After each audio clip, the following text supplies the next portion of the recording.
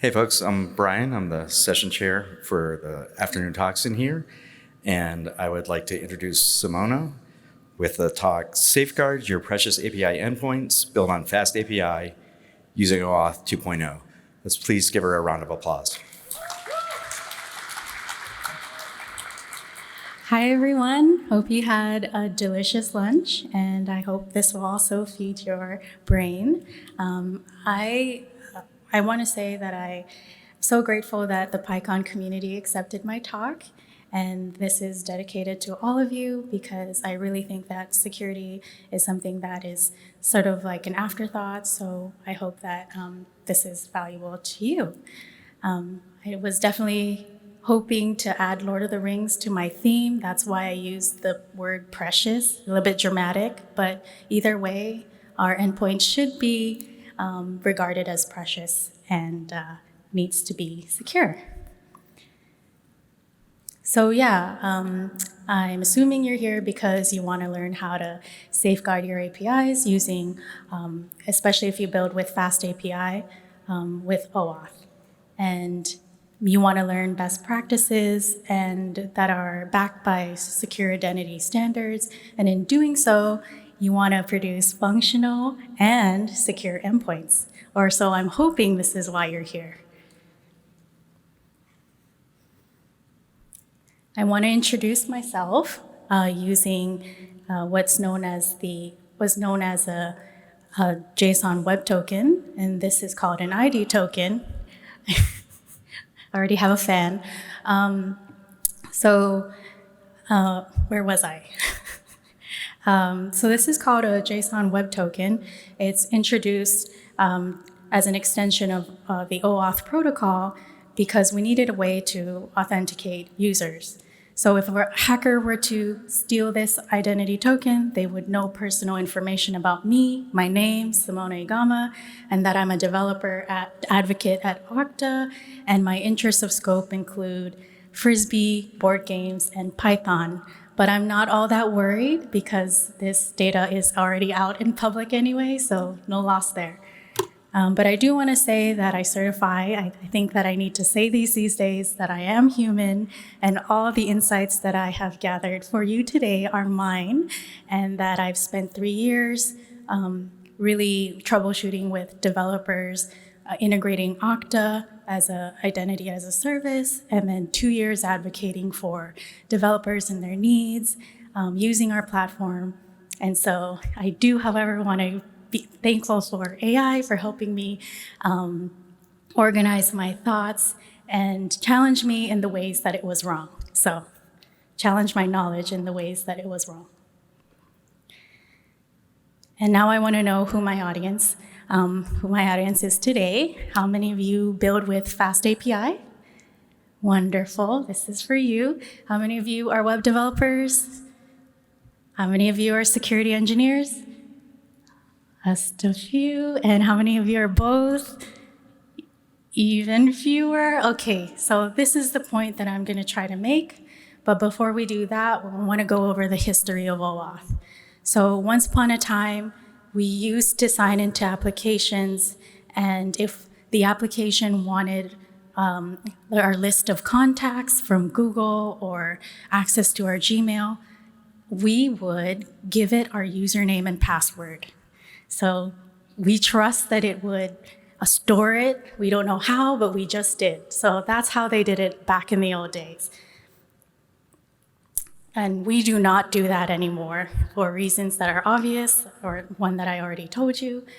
Back in 2006, 2007, open authorization was introduced to the web by companies like Twitter and Google to solve delegated access.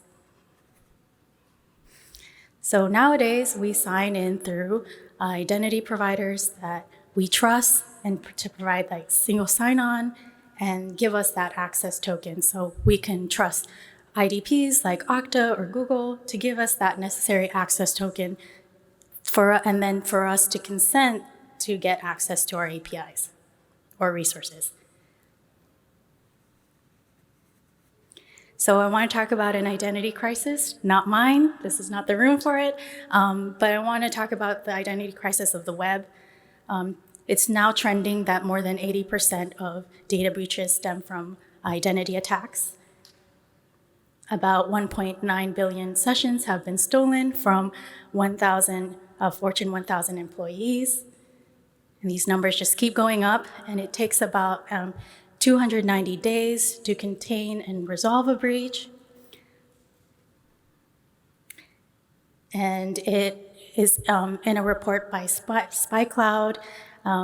There was an increase of 180% in 2003 of attacks compared to the previous year. All this is to say is that, why isn't security prioritized? You see the numbers, they're pretty high. Why is it kind of like an afterthought? So I didn't go too far in asking around. When I went to a boot camp, it wasn't something that we prioritize. We ship our project, or these days when we ship software, it's kind of like it's a race to kind of, compete with others and make money, right? So security is kind of an afterthought or future consideration. Even though we know that a breach could do us harm, like give unauthorized access, lessen our credibility, loss of IP and sensitive data, and all of other harmful things like litigation. So, and with everyone's hands raised today, it kind of proves the point that I'm making, that web developers don't have the time to spend eternity looking over secure standard protocols to be able to build and spend time building and securing their applications. And in a recent open letter from Patrick Opit, a CISO from JP Morgan Chase, he says that in his experience of data breaches, it took so much time and effort and resources into containing third-party SaaS applications and their breaches, that he is urging SaaS developers to not only prioritize security, but make sure that it's resilient. So when building features, he is urging us to also have a secure first mindset. All right, so if you're new to OAuth, I'm going to go through an overview of how it's done in today's web application using game mechanics. So if we were to think of OAuth as a character's ability, it has limitations, and OpenID Connect would be that additional special ability. So OAuth can only be used to gain access tokens to access a resource, but we don't know who is logging in, and that's why OpenID Connect was added as a superpower to OAuth to be able to say who is trying to sign in and who access whatever resource. And OAuth is maintained by a working group that you can join. There's a community and a corporate working group, and you can definitely join if you're interested to contribute. So there are different flows for different apps. If you have a web application, you would use the authorization code flow. If you're building single-page application or native or mobile apps, you would use authorization code flow with Pixie. If you're building service apps, microservice, non-human identity type apps, you would use client credentials flow. So I imagine these as a different toolbox depending on the type of web app, what type of app you're setting up. And if you're wondering if you can add OpenID Connect to any of these applications, yes, the answer is yes. You can have OpenID Connect on web apps, so users can sign in and then get access tokens to your backend APIs. And you can also do that for single-page apps or mobile apps. but not on service apps because there's really no human there to consent to gaining access. And since the time that I made these slides, OAuth came out with their best practices, which is now incorporated in the OAuth 2.1 draft, which is the current version of OAuth today. And they are strongly recommending to use OAuth code flow with Pixie. And I will show you what that looks like later.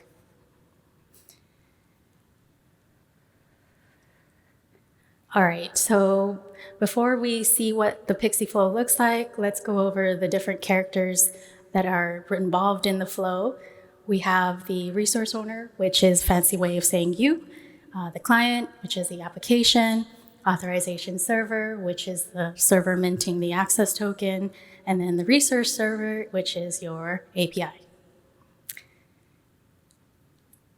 I want to talk about the identity providers giving you or providing you those access tokens. There's one big one here. It's going to be the one that I'm going to use in my demo, and the company that I worked for is Okta, and Okta bought Auth0, and I'm always asked what the difference is between the two, and it's simply that Okta is more admin friendly, and then Auth0 is also is dev friendly. And if you want to talk to somebody at Auth0, my coworker Jess up here, she's here, you can learn more about that. So the anatomy of an access token. So I showed you what the ID token looks like, but the access token is only readable by the resource server going to consume it and or the authorization server. It has a key ID, which is the key used to sign the token. It has claims such as the issuer, who the token was minted from, an audience, who is the intended audience of this token, the expiration date, which should not be more or less than 5 minutes, and it includes scopes. So these are the granular privileges that what the user can have access to, and it includes also a subject, who the user is. So.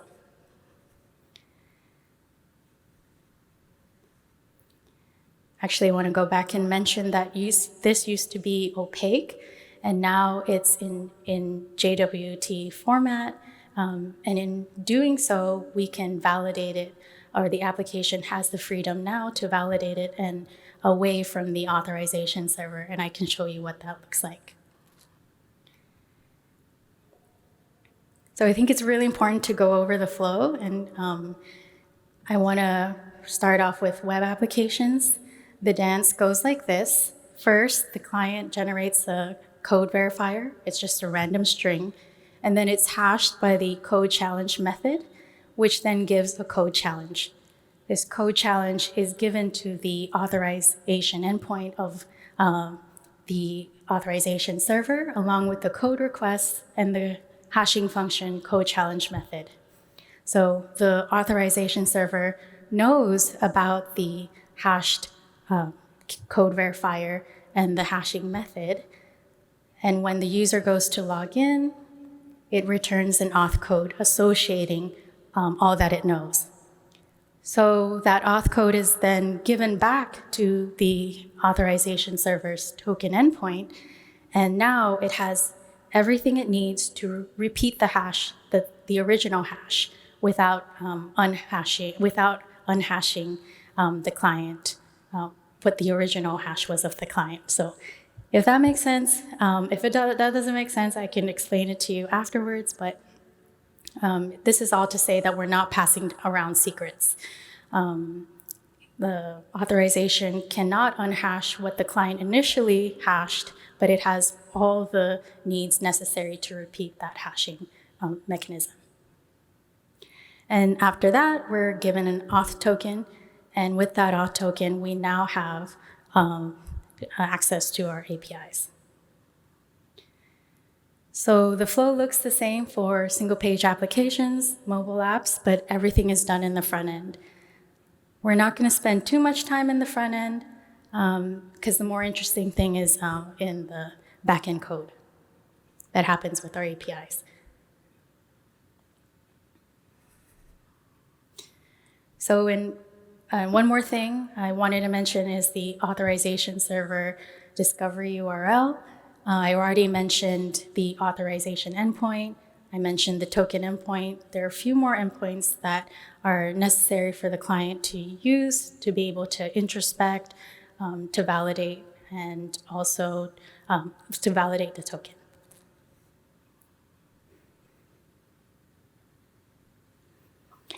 So while I'm not a FastAPI expert, in my research, I found that there are already some built-in security features that FastAPI has, so thank goodness.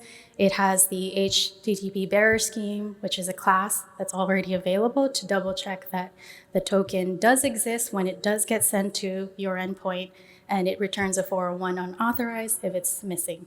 So that's great. I don't have to build that. I don't have to extract a token and build a response from there.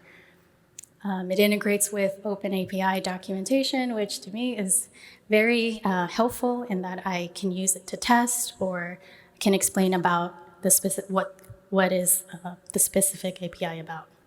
And then dependency injection, being able to reuse functions at each and every endpoint if needed. And while there is no token verifier, that just gives us the freedom to be able to validate the access tokens on our own. So I'm using auth-lib as my decoder, my library, to validate the access token. And it is sponsored by Auth0, so. And now time for a demo. So here we are. I used Midjourney for this image, but here we are. We're stuck in a dungeon. How are we gonna, prevent ourselves from attacks, and how do we safely get out of this, dungeon? Not to worry, we're not gonna vibe code auth. No, should never do that. And we should, we shouldn't just hope for the best, roll a die, and hope for the best, right? We shouldn't do that either. So it's really not a game. So what we will use is the identity provider, Okta, to get us the access tokens. We will use auth-lib to validate the tokens sent from Okta, and then we're just gonna take advantage of FastAPI's already built-in security features. So that's free 99 there. So front end is gonna be a SPA. So this is just, proof of concept. Later on after the talk, if you'd like to share what your stack is like, I'd love to hear more. And then my backend custom resource server is built on FastAPI. So claims to validate in the access token, minimum claims is the key ID, public keys that was used to sign the access token, the issuer, who is the token from, who's it intended for, that it's recent, and that the person has the required scopes and privileges. And then because I have a messaging app, I'd like to know who the messages are for. There are two ways to validate a token. So again, this is a keys endpoint. This can be found in the authorizations metadata. And between the two, the local and remote, it really depends. If you're a financial or banking app, or if you're a health app, you really want to know whether or not the access token is up to date. You might want to use the remote, the introspect endpoint, instead of the local validation, which is just getting the keys and making sure that the token was in fact signed by those keys. For the introspect endpoint, that's going to be a call made to the authorization server, and that can get quite expensive. I should say that up front. All right.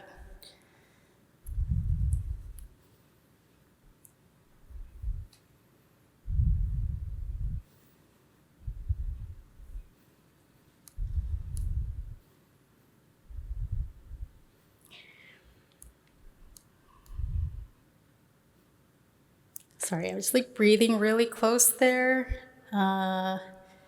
Going to drag my code over here. FastAPI. So the backend, I want to show you, I've used from fast.security, I used the class HTTP bearer, and that was helpful, again, in being able to make sure that I have an access token. So cool there. And then from auth.lib, I've downloaded, or I've gotten some specific exceptions, and that's great for error handling. And in FastAPI, I have the depends function. And so I created a function called verify underscore token. And again, I can reuse that in my specific endpoints. For example, in the API messages, this one I definitely want to protect. So I'm passing that verify underscore token function. And so that's a really neat reusable ability for FastAPI. And so you don't have to do it this way, but I have shown 2 ways of validating a token. I have a Boolean to turn on either an introspect or local validation. So if we were to do the introspect, it would just be a call to the introspect endpoint of the authorization server. And it is the one that's going to take care of the expiration, making sure that it is active. And so from here, I can get back whether or not the token is active, and all I then need to do is validate from the payload the subject and the scopes and the audience who the token is intended for. And then the other way is local validation. This one, we'd have to do more work, but thank goodness that FastAPI lets us download or let us use an external library, so we can choose between the two.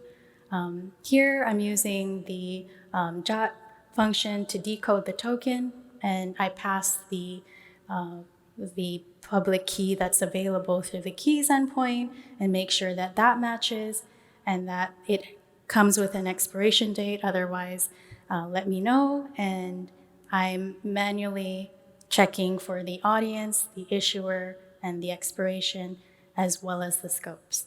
So if this goes through without any exceptions, I should get back a user object and then be able to display a neat message. So let me run this and show you.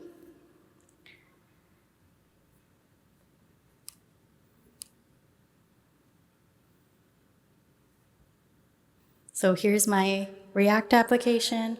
I'm gonna log in. Here's my username, and I don't have any passwords, and I'm using passkeys, and that's another neat feature of using an identity provider. And so the messages tab should be guarded, and because I have a valid access token, I am now free from the dungeon. So you can clap here if you want, but we're out of the dungeon, guys. All right, back to the presentation. And so one of the things you need to look out for if you are using an auth library is that it is current and up to date. You don't want something that's like from 4 years ago. And this is a long list of things to look out for, but you definitely want to be using industry standard protocols, OAuth, OpenID Connect. You definitely want to use token-based security versus something like an API that's static, and have no visibility on where how long it's out there. So in a token-based security, you have control over its lifetime, be able to revoke it on the spot, and being able to track it, as well as refresh it. So it's a form of session within an application. So if you take anything out of this talk or anything out of this slide, just don't build auth on your own. Use an IDP. A lot of these things can be resolved using an identity provider, and it provides you with extended auth abilities.